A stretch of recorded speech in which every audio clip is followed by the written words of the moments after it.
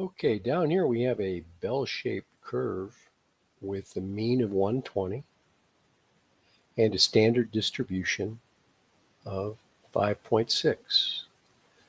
Just as a quick review, if I kind of draw these lines, which are one standard deviation to the left of the mean and one standard deviation to the right of the mean, the area under the curve between those blue lines is about 68%. That's called the empirical rule. And if I draw a couple more lines out here that are green, two standard deviations from the mean in both directions, this area right here is 95% approximately. And if I go three standard deviations in either direction, I get 99.7%. Okay. Now you're being asked to find really the area under the curve between 120 and 122.5, which is probably right in here. So the truth is, you could probably find that area by taking half of 34%, because see, this is 68% right here. So this area right here is 34%. But from 122.5 to 125, that's half of a standard deviation. So if we take half of this, you get 17%, or about 0.17. Okay, now if I share my screen and go to Desmos, here's a normal distribution function that you can take in on Desmos. It starts out with, if you don't put any parameters here, it uses the standard normal distribution with a mean of 0 and a standard deviation of 1. But if I put in the 120 and the 5.6, that's where I got that curve. Okay, and there's the standard deviations.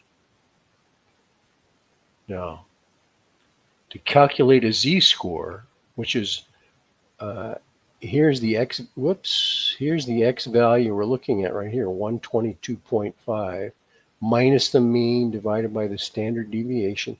That gives you the z-score for 122.5, which really is the number of standard deviations, since this is a positive number, to the right of the mean.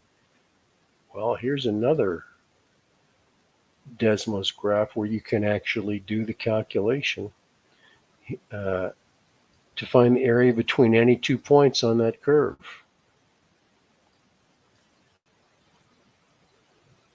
Okay, and the probability is listed down here at 0.629 for what I have here.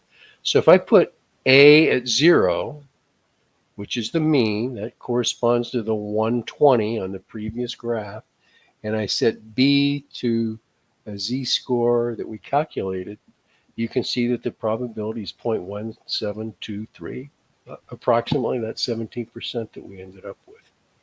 And the other thing you can do is use your TI 83, 84. Some of the more recent TI calculators have a little more efficient way of entering normal CDF. You can actually go to a screen and enter the lower bound, the upper bound, the mean, and the standard deviation. You can see I get 0.1723, same as I got over here. If you follow the directions on your question, you're supposed to round your z-score to 2 decimal places, so that would be 0.45. And now when you're using the standard normal distribution, mean is 0, standard deviation is 1. The lower bound is 0, which is the mean, 120. You see, you get a slightly different answer when you round off the z-score. Okay, there you go. Hope that. Oh, and how do you get to normal CDF? You go to second vars, which is this distribution, and then you go down. You can enter a 2, or arrow down to normal CDF. And then you have to type in your parameters, which are the lower bound, the comma, the upper bound, comma, the mean, comma, the standard deviation. So you don't have to convert to a z-score. But if you do, the mean is 0, the standard deviation is 1. Okay, there you go. Hope that helped. If you have any questions, post a comment.